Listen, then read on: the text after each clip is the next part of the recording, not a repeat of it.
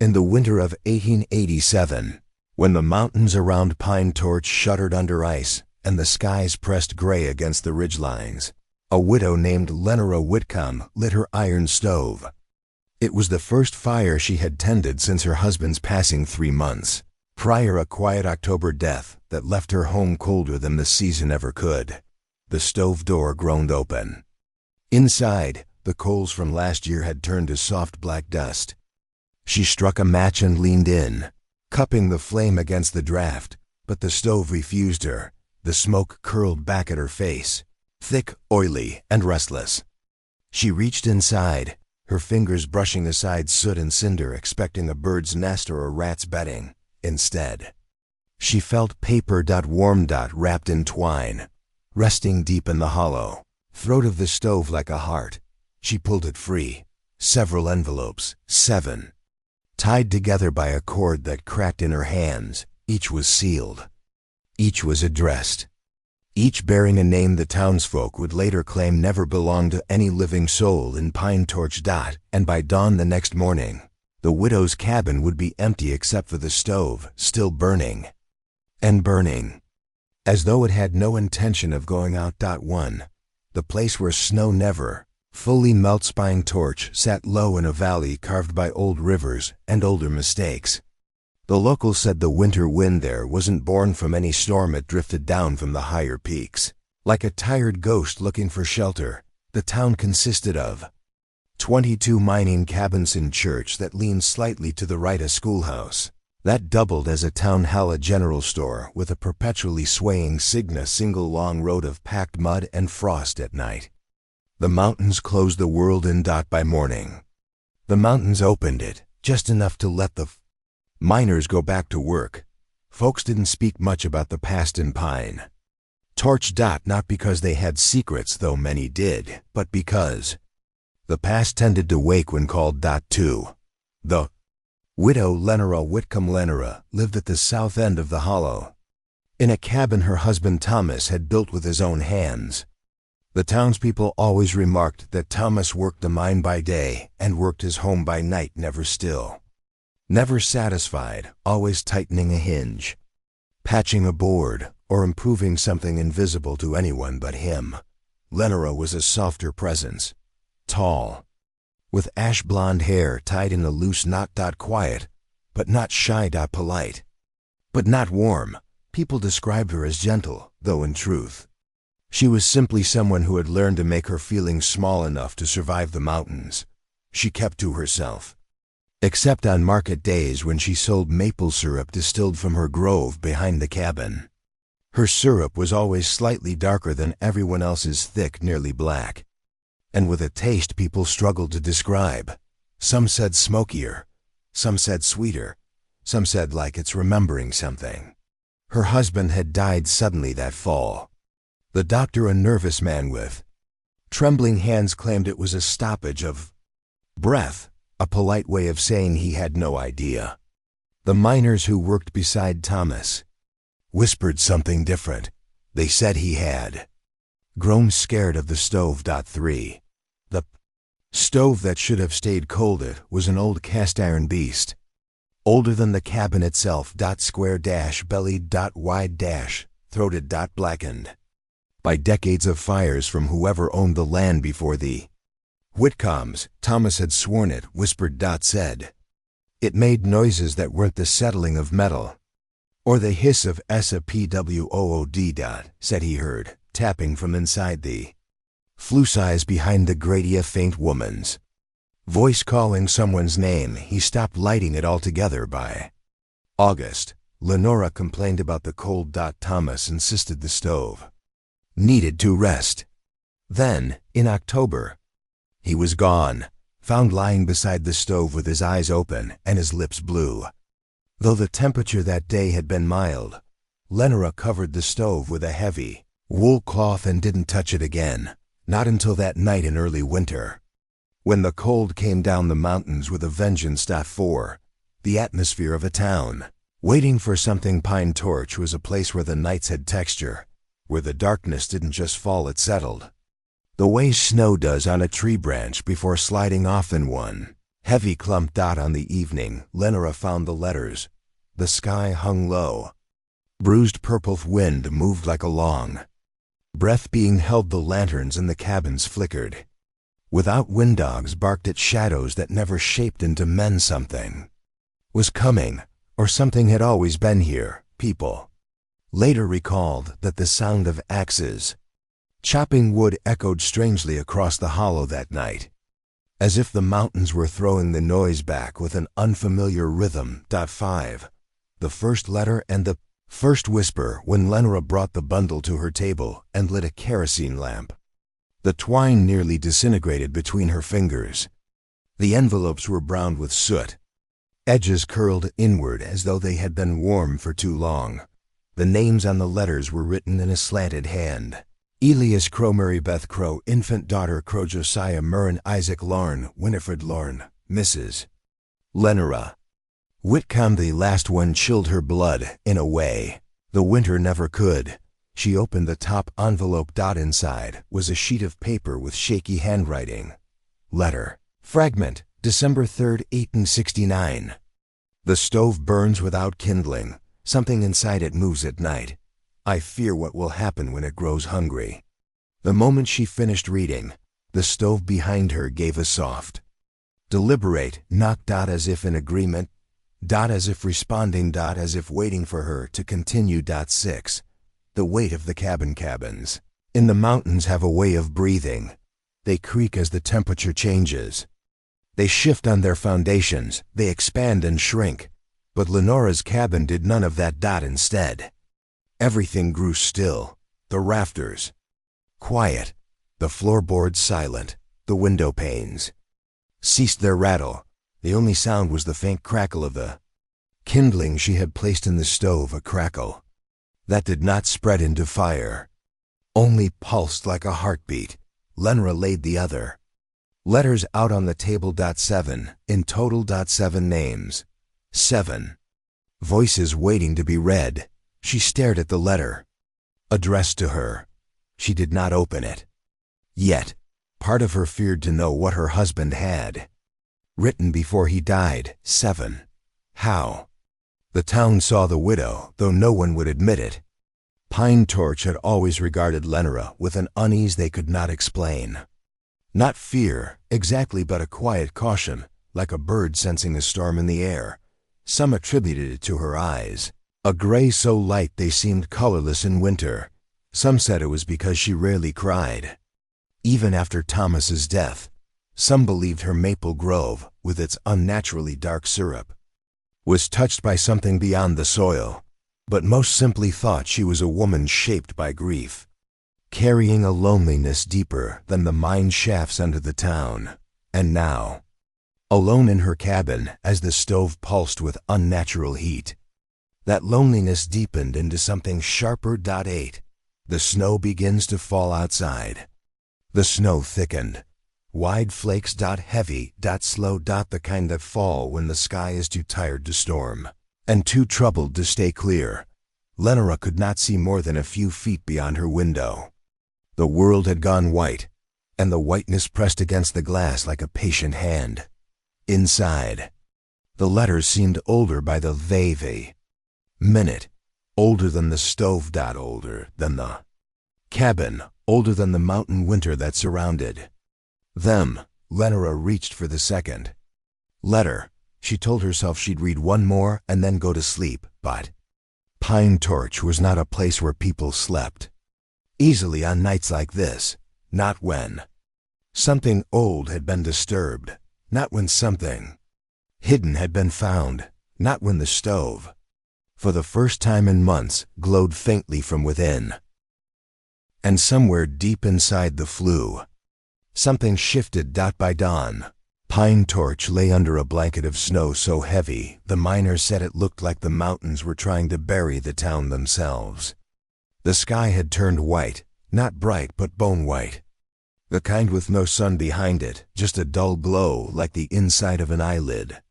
Lenora rose stiffly from her chair. She had not slept. Her candle had burned low, its flame hissing each time the stove gave a soft whistle. The bundle of letters lay open on the table. Soot smudged her fingertips. Her eyes stung from reading and rereading the same fragment. Over and over, the heat grows hungry. In the dim morning light, the words looked darker than she remembered, as if the ink had thickened in the night. Or someone had added strokes to the letters while she dozed. Lenora reached to touch them. The paper felt warm. Her cabin sat farthest from town. But even here she could hear the morning stirrings. The cough of miners stepping into the cold. The chop of an axe splitting frozen logs. The squeal of wagon wheels stuck in ruts of ice. The church bell giving a single half-hearted toll, not for service, but to remind the town it still existed. The bell's sound was swallowed quickly by the snow. Sound traveled strangely on mornings like this.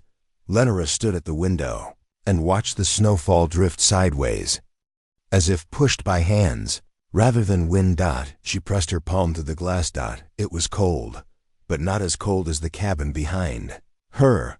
A low scrape echoed from the iron stove, not loud, but certain. A sound that did not belong to cooling metal. It was deliberate. Too intentional. A sound that felt like it carried meaning. Lenora turned slowly. Nothing moved. No fire burned. Only a faint glow pulsed deep in the stove's belly, like the last ember of a dying coal. And then tap. Just one. A single precise knock on the iron from inside the key. Flew. Lenora inhaled sharply. She had heard the same sound the night before. She knew it was not pipe shifting, not wood settling. It was something else. Something aware. She took a step forward before realizing she'd grabbed the poker in both hands. The metal felt unnervingly warm, even though she hadn't lit the stove since sunset. She approached with careful steps. Another tap, this one smaller, like a fingernail on the inside of a coffin lid. Lenora froze. "Thomas?" she whispered before she could stop herself. Silence. Then the faintest sigh drifting up through the chimney throat. She staggered back, nearly dropping the poker. Her breath clouded in the air, even though the room should not have been cold enough for frost. The stove, cold to the touch, pulsed with heat from somewhere deep within. Something was stirring. As if drawn by a string. Lenora found herself seated again at the table, reaching for the next envelope. The second letter, addressed to Mary Beth Crow, was sealed so tightly she had to use the edge of the poker to slit it open. Dust rose from it like the breath of something long dead. The paper crinkled in her hands, but the handwriting was clear. Letter fragment. December 5th, 1869. Mary Beth. Forgive me. I have fed the stove with all we have: scraps of leather, bits of cloth, the crate boards we promised to use for the cradle. Still, it is not satisfied. It wants voices, not wood. You hear it too, don't you? In the hours before dawn? Lenora's pulse quickened. Voices. She thought of the sigh she heard. The knock. The strange heat. Read on. Do not speak to it again. It knows your name now. Lenora set the paper down with trembling hands. Outside, the snow rattled softly against the window, though no wind touched the trees. Near midday, a knock sounded at the front door. A real knock, weak but frantic. Lenora jerked upright. Her first instinct was to hide the letters, shoving them into a drawer beneath the table and brushing soot from her dress. When she opened the door, a blast of cold air hit her like a wall. Snow swirled in behind it. A man leaned heavily on her porch railing, shivering violently. It was Simon Hawley, a young miner with a kind face and a missing front tooth. He worked the same shaft Thomas had before his death. Miss Whitcomb," he stammered, brushing snow from his coat. "Forgive me. The storms got worse. I saw smoke last night, didn't know if anyone was in trouble." Lenora realized he was looking at her chimney, where a thin plume of gray drifted lazily upward, though she could swear she hadn't lit any fire. She answered too quickly. It must be leftover warmth. He nodded, unconvinced. Simon hesitated. then added in a low voice. Some of the men heard something strange on the wind this morning. He cleared his throat, like someone calling from up the ridge. Lenora's stomach dropped. Calling for who? She asked softly. Simon removed his cap, rubbing nervously at his hair. Calling your name. The silence that followed felt heavy, laden with something unspoken. Simon shifted uneasily, clearly unsure if he'd said too much. It's probably nothing, he added quickly, stamping his boots. Just the wind finding gaps between the cliffs. You know how it carries. Yes, she thought. The mountains carried everything: voices, regrets, secrets, and returned them, changed. Simon stepped back from the door. If you need anything at all, I'm close by. He said it kindly, genuinely. But beneath his tone lay fear, not for her, of her, perhaps of whatever stood behind her. Though he could not see it, as he disappeared into the white curtain of snow. Lenora felt the cabin settle around her like a held breath. After Simon left, Lenora sat by the stove and let memories of her husband's final days drift through the haze of the dim cabin. Thomas had changed in the weeks before he died. He had whispered to himself as to touch the stove, jumped at soft noises, insisted someone was living behind the iron. The day before he died, she'd found him sitting cross-legged on the floor, staring at the stove with a look she had never seen on him before, a mixture of awe and terror. He had told her, voice hoarse, Lenora, it knows when you're alone. She dismissed him as exhausted. Now, she wasn't so sure. No part of her wanted to read more, but the letters felt expectant. She reached for the third one, the envelope stiff and brittle. The ink faded nearly to brown. This one bore the name, Infant Daughter Crowe. Chill passed through her. Why would an infant need a letter? The seal cracked with almost no pressure, as though eager to break. Inside was a sheet no larger than a hand. The handwriting was jagged, uneven, written quickly, desperately. Letter fragment, December 6, 1869. Little one. They whisper your name, though you cannot speak it. The stove calls you louder than it calls us. Your mother hears it too. We are trying to leave before it grows strong again at night. The page ended abruptly, torn along the bottom. No signature. No final line. Just the faint imprint of a soot-blackened thumb. Lenora held the letter close to her lamp, and for a moment, just a flicker, she thought she saw the paper ripple. As if exhaling, she dropped it. It fluttered to the floor, landing face down. From deep inside the stove, another tap sounded. This time, it was followed by another. And another. Knocks. Footsteps. Something inside the flue was moving. Lenora clutched the poker again and forced herself toward the stove. Her heart hammered so loudly she almost... A faint, rhythmic scritch.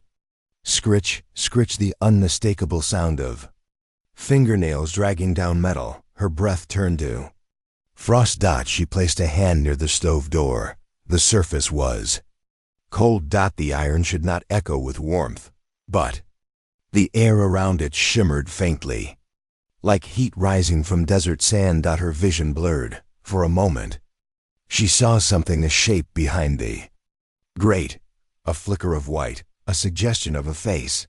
She recoiled. The stove went quiet. Completely. As if mocking her fear. The house should have been warm from the small fire she'd attempted the night before. Instead, the air felt cold enough to bite. Her breath lingered in the air. The walls seemed too far apart, then too close. Her shadow stretched unnaturally long across the floor.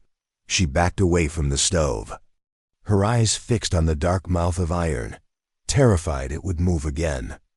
Behind her, the letters in the drawer, RUSTLED. Not from her movement, not from wind, from something else. Something turning, something rearranging itself. Lenora spun around, grabbed the drawer, and yanked it open. The letters lay there exactly as she left them, still stacked, still silent. But the order was different. The envelope addressed to her now lay on top, perfectly centered, as if someone had placed it there with care. She stared at it for a very long time. As the white sky turned dim and the storm thickened, Lenora could no longer deny the truth knotted in her gut. Someone had hidden these letters inside the stove. Someone had carved words beneath the ash. Someone had written her name on a letter sealed long before she ever arrived in Pine Torch. And now someone was moving behind the iron. Finally, unable to bear the silence, Lenora whispered, "What do you want from me?" The stove answered, not with a knock, not with a sigh, but with a soft, unmistakable voice rising from deep in the chimney throat. "Read." The sound was not her husband's, nor any voice she knew. It was older, thinner, cracked by smoke and time. Lenora stumbled back, the words still echoing in her skull. "Read." The stove pulsed with faint light. The envelope addressed to her seemed to throb like a heartbeat. As darkness settled fully around the cabin, Lenora understood. The letters were not found. They had been returned. Night in Pine Torch was a creature with weight. It pressed down on rooftops, slunk between trees, and slipped beneath doorframes like a cold mist. By the time darkness drowned the hollow that evening, Lenora's cabin had become an island swallowed by winter. The storm raged harder than before. The wind no longer howled, it moaned, like a child crying into a pillow. Lenora lit 3 kerosene lamps, though their flames barely pierced the gloom. Shadows pooled in corners, thick as ink. The stove sat at the center of the room, squat and silent, its iron mouth faintly glowing with an ember that refused to die. She had wrapped herself in her shawl. Her hands trembled, not from cold, but from the echo of that whispered word, "Read." The envelope bearing her name lay before her on the table like an accusation. She did not open it, not yet. Instead, she reached for the next oldest letter, the one addressed to Josiah Murrin. Its seal was unbroken, its edges crisp, yet the paper felt warm in her fingers, as though someone had handled it just moments before. She inhaled the scent of soot and old paper and began. Letter fragment, December 7th, 1869. Josiah, you told me once that the mountain keeps what it is owed. I believe you now. Elias and Marybeth are faltering.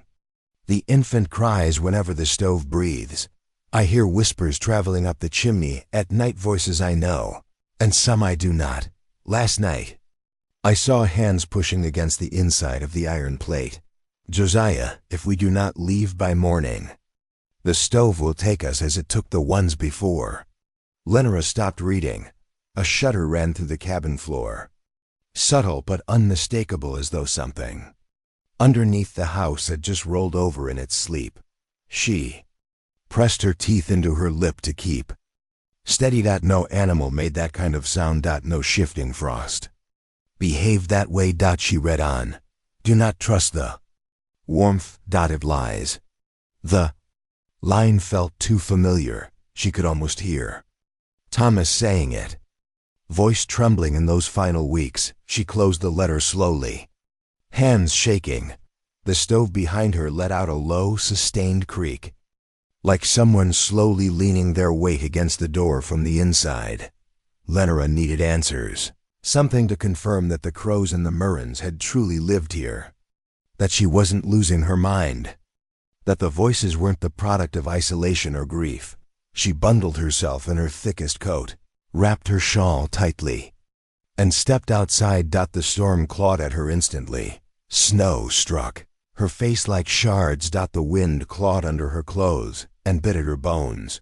She forced her way across the hollow, toward the church sitting crooked at the far end of the single muddy road. Its steeple leaned as if bowing to the mountains. Reverend Thatch kept the church unlocked. He believed a locked church was an invitation for the devil.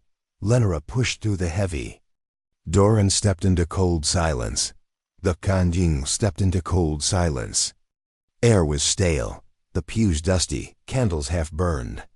Bible left open on the lectern, as though someone had closed it in a hurry. She moved to the back room where old church records were stacked in crates. She lit a lantern and opened the ledger labeled 1857 to 1870. Her numb fingers flipped through brittle pages stained with water, soot, and old fingerprints. She searched for the name. Crow. Nothing. She searched for Murren. Nothing. She searched for Lauren. Nothing. No births. No deaths. No marriages. No burials. No crows. No murren. No lornes. It made no sense.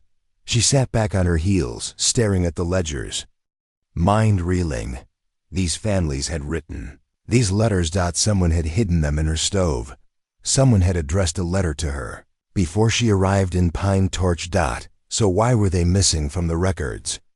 She flipped to the back cover and found something she hadn't expected. A single sheet tucked in the binding, yellowed and folded tightly. Her breath caught as she opened it. It was a page torn from another ledger, older than the rest. Scrawled across the top in frantic, shaky ink was the Crow family erased.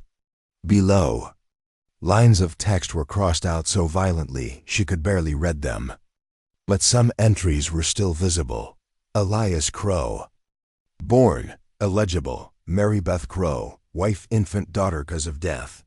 Heat, unknown bodies, unrecovered stove collapsed inward. Lenora's heart froze. Someone had tried to erase their existence. Someone had tried to bury their memory. Someone had torn out their pages and hidden them away. And yet, their letters remained. Their names still whispered through the flue. She took the torn page and folded it into her coat. As she stepped back outside, the church bell gave a single, hollow toll, though the rope hung perfectly still. Back in her cabin, half frozen and shaking, Lenora lit her lamps again. The stove glowed slightly brighter now, a dim orange pulse, slow and steady like a sleeping heartbeat. The iron seemed almost warm. Inviting. Patient. As if pleased she had returned. Ignoring the chill crawling up her neck, she took the next letter, Isaac Lorne. When she touched the seal, it crumbled beneath her thumb, like it had been waiting centuries for her hand. Letter. Fragment, December 8, 1869. Isaac. The Crows are gone. Their cabin burned from the inside out. No tracks outside. No footprints leading away. Only ash inside the stove, blacker than coal. Lenora swallowed hard. I fear we are next. Stove speaks at night. It calls your name when you sleep. Her chest tightened. We should never have taken this place. We should never have unearthed the old iron buried under the floorboards. It was not meant to burn again. Lenora froze. She reread that line. We should never have unearthed the old iron buried under the floorboards. Her stove. Unearthed? Not built? Not installed? But found? Her breath turned to frost. The cabin suddenly felt too small. She leaned closer to the letter. The widow before. Mary Beth left with her hands bandaged. One before her did not leave at all. The lamp flickered. Something inside the flue clicked softly. If anyone finds this, bury the stove, or let it bury you. Lenora paced the cabin, her boots thudding against the wooden floor. Her mind raced. The widow before Mary Beth. The widow before her. She had asked the townsfolk once who lived in her cabin before her, and Thomas. No one answered directly. They spoke vaguely of old settlers and strangers passing through. No one had given a name, because perhaps they did not want to remember. Or perhaps they could not. A sudden thought jolted her. She rushed to the corner of the cabin where a loose floorboard creaked underfoot. Thomas had always complained about it. Just needs a nail, he'd say. But he'd never fixed it. Lenora knelt, pried the board up with the poker, and lifted it free. Beneath it was darkness. And under that darkness, something metal. She reached in and pulled out a rectangular slab the size of a notebook, solid iron, blackened and scorched. Her breath hitched. It was a stoveplate. An old one, older than the stove itself, and scratched into its surface. Barely readable, First Widow. The letters were jagged, carved by a trembling hand. Lenora dropped the iron plate as if it had burned her. It clanged against the floor, a metallic scream that echoed for far too long. The stove in the center of the room answered with a low, vibrating hum, like something laughing quietly inside. Lenora backed away, her breath ragged. The hum grew louder, reverberating through the cabin walls. The lamps flickered violently. The snow outside beat against the windows like frantic fingertips. Then the hum stopped. Silence held the room tight. And from deep inside the flue came a sound so clear, so unmistakably human, it drained the blood from her face. A crying infant. Soft, helpless. Wailing in the dark. Lenora clamped a hand over her mouth. The child's cry rose, thin and desperate, echoing up through the chimney. Then came a second voice, a woman's whispering in a frantic hush. Please, please don't take her, please. Lenora stumbled backward, slamming into the table. The lamps guttered. The stove glowed brighter, iron plates expanding with menacing creaks. The voices swelled. The infant crying. The mother pleading. A man shouting hoarsely. A scraping, dragging sound. The roar of flames. And beneath it all, the unmistakable grind of fingernails clawing at iron. Lenora felt her heart stutter. The voices suddenly cut off. The stove door clanged open a half-inch. On its own, a single puff of warm, sweet-smelling air drifted out. It smelled like maple syrup, her maple syrup, the same scent she boiled from the grove behind her cabin every spring. The same scent Thomas always said smelled too dark. Her knees buckled. Stove wasn't just burning. It was remembering. The cabin felt suffocating. Now. Alive. Listening. Lenora forced herself to sit again at the table. Her hands shook as she pulled the final envelope from the stack. Her name stared back at her. Mrs. Lenora Whitcomb. The handwriting was her husband's, but the date written beneath it was not January 14th, 1887. The day he died. Her vision blurred. She swallowed the lump in her throat and opened the envelope. Inside was a single page, not soot-stained. Not yellowed, but fresh. Crisp. Almost new. Her husband's handwriting wavered across the page. My dearest Lenora, the stove woke last night. It spoke to me with the voices of the ones before us. It said your name. Over and over, until the iron glowed white. Lenora clutched the paper. It wants a widow. It always has. It always will. A tear slid down her cheek. I tried to seal the letters inside, tried to hide them where you'd never find them, but the stove told me you would. She shook her head violently, as if she could will the words away, but the worst was still coming. Lenore, when it calls you, do not answer. Do not touch the iron. Do not open the stove door. Do not speak to what is inside. Run. And never look back. The ink at the bottom blurred, smeared like it had been written with trembling hands. And below his signature, a final line, a line written in a different hand, a line she did not recognize, a line carved, not written, with something sharp. Too late. The words carved at the bottom of her husband's letter burned themselves into Lenora's sight. Too late. Her throat tightened, breath snagging in her chest. The lamps flickered violently, casting sickly yellow across the walls. The stove's iron plates clanged as they shifted, not from heat, but like something inside was stretching after a long sleep. The storm outside howled as if answering the stove's awakening. Lenora stepped back from the table, clutching her shawl, trembling so hard she could hear her teeth chatter. "Thomas," she whispered, "why didn't you tell me? Why didn't you run?" The stove sighed a long, low exhale that fogged the inside of the glass window in its door. And then, through that fog, a handprint appeared. Small. Soot dash, smudged. Pressed against the inside. Lenora cried out and stumbled backward.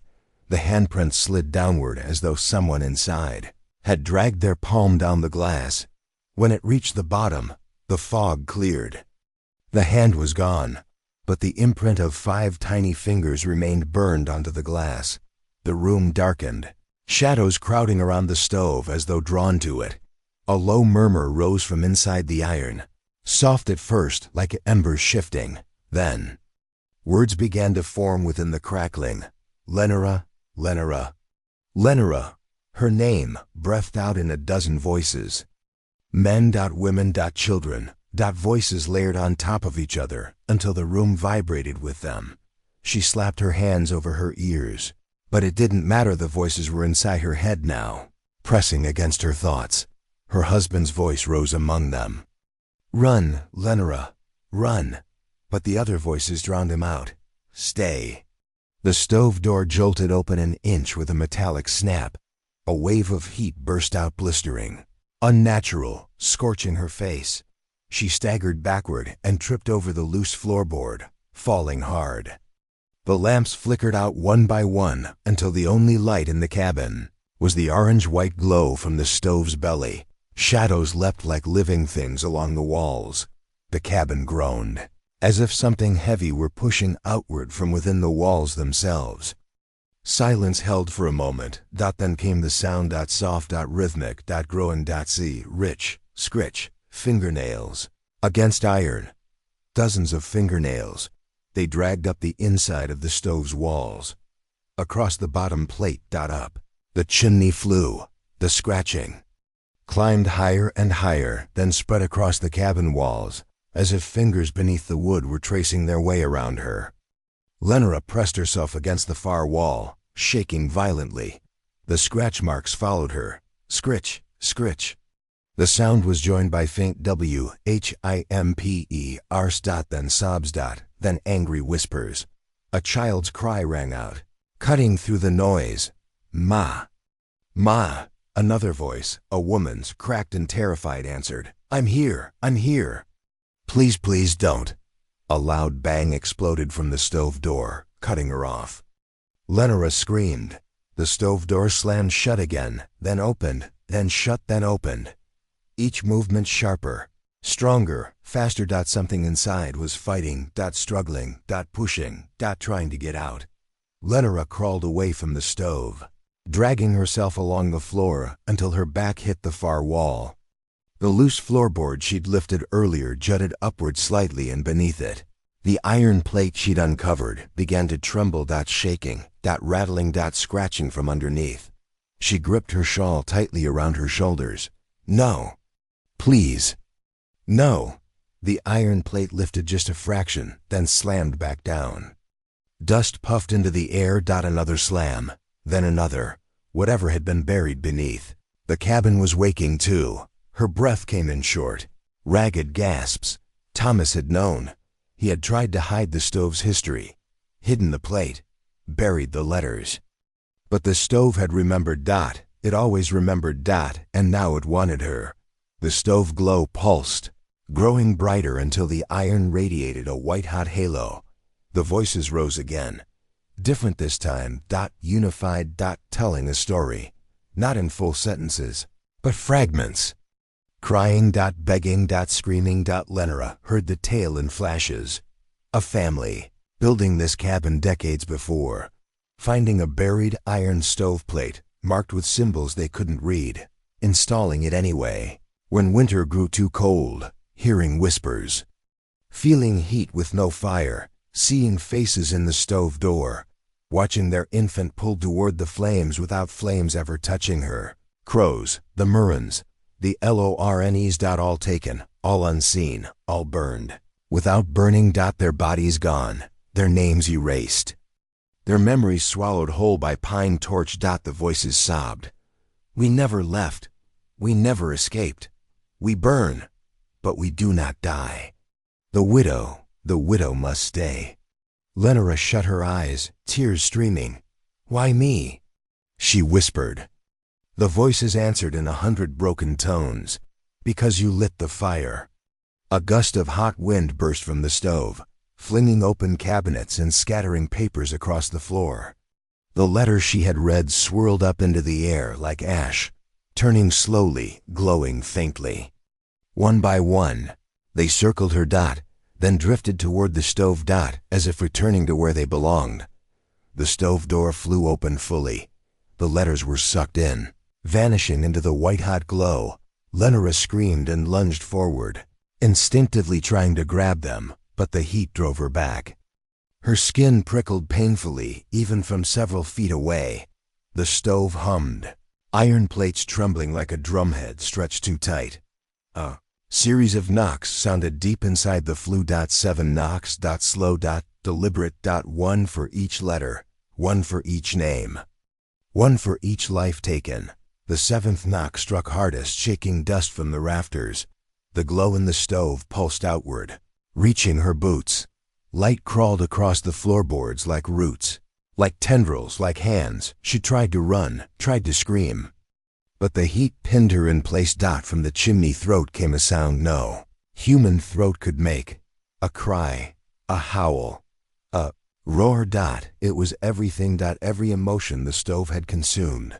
Every voice it had taken. The entire cabin shook. The chimney stones cracked. Dust raining down in a gray cascade. Then a face emerged in the glow behind the stove glass. Hollow eyes, melted skin, mouth open in a silent, endless scream. It pressed its face against the glass. Another face appeared behind it. And another, and another. Dozens of them. Hundreds. All trapped. All writhing. All staring at her. The glass bulged outward under the pressure of the hands. Behind it. The iron moaned. A sharp crack split the air as a fracture spidered across the glass. Lenora gasped. If the glass broke, if the iron failed, if the thing inside got free, she would not scream. She would not run. She would be taken, just like them. The voices crescendoed into chaotic noise until one voice cut through it sharply, cleanly, like a blade slicing cloth. Thomas. Double quotes Lenora. Her heart lurched. She looked at the stove, at the faces pressing forward, and saw him. Among them, his eyes sunken. His skin charred, his mouth twisted in fear. Run, he cried. Run. The other voices shrieked in rage, drowning him. Hands pressed harder against the glass, cracking it further. The stove door jumped on its hinges. Lenora screamed, Thomas. He reached out as if trying to touch her through the glass. Don't let it take. The glass fractured again. A long jagged crack splitting down the middle. The stove began to open. A blinding white light flooded the cabin. Heat rushed toward her. The voices surged in triumph, and Lenora understood. With horrifying clarity, this stove didn't burn bodies. It burned their names. Their histories, their souls, and took whoever lived alone in this cabin, always the widow. Always the last one standing. And now, it wanted her. The floor trembled violently, the boards bowing under the force of something rising beneath the house. The buried iron plate clanged and rattled, pushing upward. The chimney split with a thunderous crack. A wave of heat rushed out, sending Lenora stumbling backward into the door. The stove door burst open fully, a blinding, impossible fire roaring outward but burning nothing around it. Hands of white-hot light stretched toward her, dozens of them. Hundreds. Grasping her husband's hand among them. She reached forward as if in a trance. The heat seared. Her skin, her shawl caught fire without burning. Her vision blurred in the white light. Thomas whispered her name one last time. Lenora. His voice faded. Everything faded. The hands wrapped around her, and the cabin filled with a blinding, soundless light. And then nothing. At first light, the storm unclenched its teeth. The wind softened. The white sky lifted like a damp sheet. Pine Torch woke to a snowfield scoured smooth as bone. Simon Holla trudged up to the widow's cabin with 2 other miners and a borrowed courage. Their boots sank to the ankle, then to the shin. No tracks led to the door. None led away. The chimney was smoking, not lively, not hungry, just a thin, steady ribbon, patient as breath. He knocked, no answer. He called her name and felt the skin on his arms. Rise, they broke the door. The latch gave too easily. The room presented itself like a stage set after the play. Lamps guttered out, papers strewn. A shawl folded carefully beside the stove. The stove door hung open an inch, a mouth deciding whether to smile. No heat should have remained from any ordinary fire, but heat moved through the cabin as if the house itself were exhaling. Miss Whitcomb? Simon tried again. He stepped 1 careful foot inside. Ma'am. The others held back, reluctant to cross the threshold. It was warmer near the stove and colder everywhere else. Their breath smoked even as their cheeks burned. The air tasted sweet and bitter together, like syrup boiled past sweetness into something the tongue could not name. Simon went to the table. He touched a paper ash that should have collapsed under his finger. It didn't. It held its shape like a moth wing, then drifted toward the stove as if caught by an invisible draft. Don't, whispered one of the men. Leave it. The stove gave a soft, contented tick. They looked for the widow. They called her name again. They searched beneath the bed, behind the wood box in the tiny pantry, even in the root cellar with its dirt floor stamped smooth by years of use. Her boots sat near the door. Her coat hung on the peg. Her hairpin lay on the floorboards. A small dark fishbone beside a scuffed patch of wood. No blood. No drag marks. No broken glass. No sense. Only a long, shallow depression in the rag rug, as if someone had knelt there for a long time on both knees, facing the stove like a parishioner. The iron door breathed, fogging its window from within. The fog cleared. A small handprint glimmered there. Too small for Lenora. Too present to be old. Simon saw it. He said nothing. He felt something watching from behind the iron and understood, without knowing how, that names could be burned the way wood could, and that ashes sometimes took a shape when no one was brave enough to scatter them. The second miner fled the house. The first crossed himself and kept his eyes fixed on the floorboards. The stove clicked again. Counting. Reverend Thatch arrived with a Bible tucked into his coat and a bottle of carbolic tucked into his other coat. He looked at the stove, then at the men, and finally at the empty shape of the house that had once contained a woman. Close it, he said. Simon reached for the stove door with his gloved hand. Bear, the Reverend whispered. Simon hesitated. Then he pulled the glove off, skin blanching in the cold. He put his palm to the iron. It was not hot. It was not cold. It was the exact warmth of a human hand. He shut the door. It latched like a mouth swallowing a word. They lifted the shawl together. The wool smelled faintly of maple and smoke. The Reverend folded it once, twice, then a third time. His fingers shook, the bottle in his pocket clinking softly against the Bible at each fold. What do we write? The second miner asked. If the coroner asks us to testify how we found it. The Reverend did not answer. He only stared at the stove with eyes the color of old ashes. He would not preach a sermon that week. He would not mention Lenora by name from the pulpit. He would say only, be mindful of your fires. Evidence 1 extract from an unsigned note, found tucked into the church ledger. Undated. If you come to the stove with a name that belongs to no one else, it learns it. If you leave as a pair, it forgets you. If you stay alone, it waits. A quiet dread presses the margins. 4 days later, the company men came with a wagon and a chain hoist. They declared the cabin unfit and the stove a hazard. They ordered it hauled to the yard to cool proper and be broken up for scrap. They began at daybreak. By mid-morning, the hoist creaked USEL ESSLY. By noon, the chains snapped The stove would not move. They braced the floor with timbers, pried up the hearthstones, and wrapped a chain around the belly of the iron. 12 men leaned. Their weight. The stove lifted an inch. The house groaned like a throat. The chimney coughed dust. Again, shouted the foreman. The chain went taut, sang, then parted with a pop. 2 men fell backward. One split his scalp. Another broke 2 fingers. And the foreman vomited neatly into the wood box without understanding why. "Leave it," Simon said hoarsely. "Let it be." The foreman chewed his lip and spat blood.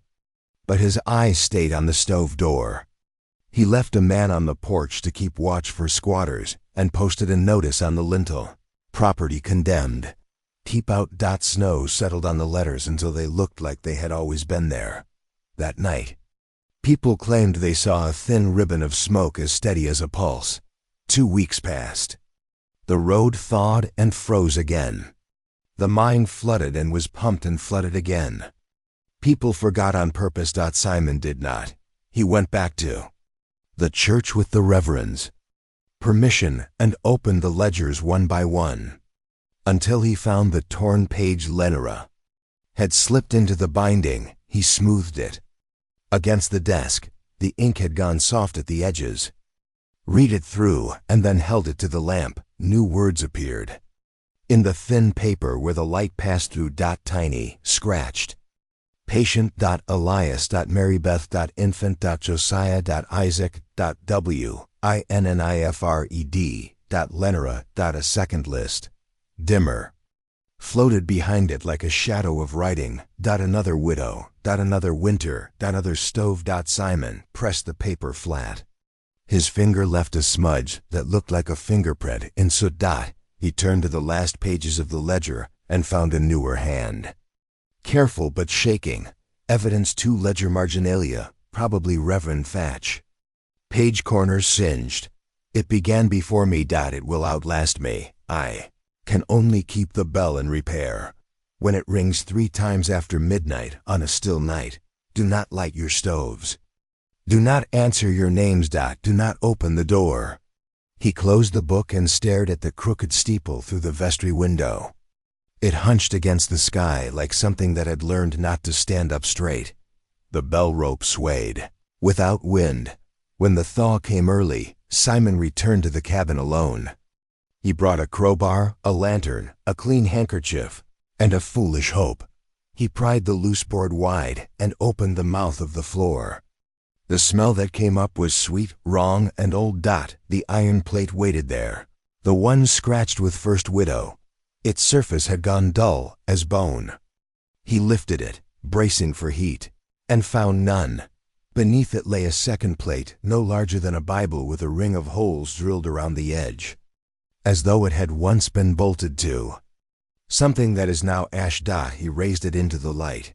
The surface was scratched to a haze, hundreds of small marks layering until they made their own gray. He turned it sideways. The scratches were letters. Small, desperate, overwritten. He read them in order as best he could. Let US, outlet US, outlet use outlet, uso, T near the bottom. A single different line smaller, cramped, written crosswise against the rest so it would not be swallowed. We air heat without fire. He set the plate down carefully and knelt. He did not reach deeper. He would not put his hand into what the house offered. His lantern hissed. Something shifted in the flue. The stove gave a polite cough, like a person clearing their throat at the edge of a conversation. Simon replaced the plates. He slid the board back until the seam vanished. He stood slowly, knees popping, and realized he had been holding his breath. He left without looking back and kept walking until the cabin was a small dark tooth among the trees. A quiet dread follows him. Home, people married, people died. Children went barefoot in summer and booted in winter. Meals were eaten and silenced to save the words for Sundays. Now and then, a widow lived alone at the edge of the hollow. The town brought her provisions. The Reverend called. Simon left kindling neatly stacked on the porch and kept his hat in his hands when he spoke. Sometimes a winter would pass without incident, and the mountain would seem kind, even generous. Other winters. The church bell rang 3 times after midnight on a windless night. A stove glowed in a house where no one had lit a match. Chimney breathed out a pale ribbon into snow that never took a footprint. In the morning, there would be no boots by the door, a shawl laid neatly on a chair, small handprint on the iron. The town learned to fix what could be fixed. Hinges, roofing, the church bell rope. They learned to speak softly to heat, to thank it for its work, to ask nothing. They learned to forget names. Forgetting made it easier to eat, easier to pray. Easier to sleep. Forgetting did nothing to the stove. It remembered perfectly. Long after Simon's hair thinned and Reverend Thatch's sermons softened into careful weather reports, a stranger came from the county seat with a leather satchel and a polite smile. He called himself an archivist and asked for materials of historical curiosity, ledgers, bills of sale, family papers, notes of any odd customs of the Hollow. He spoke gently and promised to return everything he borrowed. People said no. People said there wasn't much to see. People said the best history of a place is what is not written down. The archivist stayed anyway. He took a room at the storekeeper's upstairs and heard the creak all night. He bought nails and sugar and a small tin of kerosene. He waited. On the 4th day he went walking near the south edge of town and happened to wander past a cabin with a condemned notice on the lintel. It was a coincidence because strangers only ever find what the place allows them to find. The door stood closed. The chimney breathed a faint, steady thread. The archivist, who was not a fool, did not go in. He walked around the house once, slow as prayer, and came back to town at dusk with the careful gait of someone not eager to discuss what his eyes had almost seen. He returned to the storehouse and asked the keeper if the church bell was in good repair. "It rings," the keeper said, which was not an answer. That night, the archivist wrote by lamplight and tied his pages with string. Evidence 3 extract from the archivist's field notes. Deposited at the county office, filed but misshelved. Certain communities keep not graves, but absences. I have learned to read them. Here, the absence is shaped like a widow. The old stove is a reliquary of names. The town survives by not saying them. Twice, while I wrote, I heard 3 distant, even tolls when the air was very still. They made me cold in a way no winter ever did. He left the next morning before the sun touched the ridge. His satchel was heavier, but not with anything seen. The county lost his file. 20 years later, a clerk found it under a box of tax rolls. The corner was singed. In his final winter, Simon's hands would not stop shaking. He could no longer hold a pickaxe, but he could still carry wood. He kept a private rule: never walk past the southern edge of the hollow after sundown.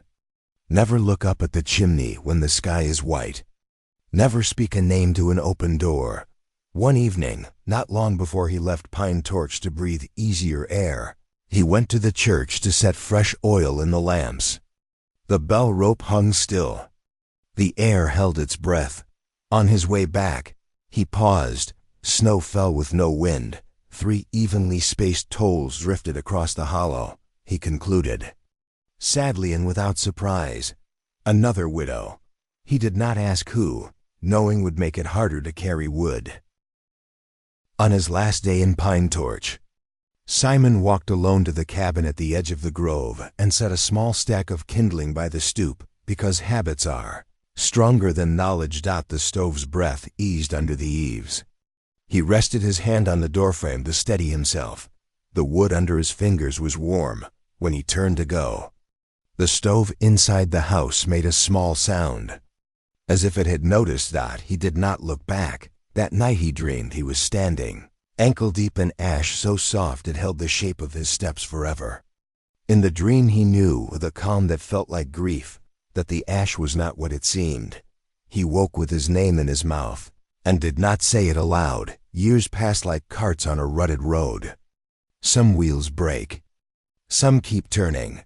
The church's new minister oils the bell rope and teaches the town quiet hymns with few words. The storekeeper's daughter marries a kind man with good boots. Children grow and leave. Others stay and learn to carry silence without spilling it. On certain nights, the stove counts. No one writes this down. No one agrees it happens. But those who know. Sometimes. When the sky is white and still as linen, and a chimney in the south end breathes as if sleeping, a sound rises from the iron throat. 1. It is the soft counting of a tired woman. It is the bright counting of a child playing with buttons. It is the hoarse count of a miner tallying boards for a coffin. 2. The number climbs. Sometimes it sleeps at 6 for years.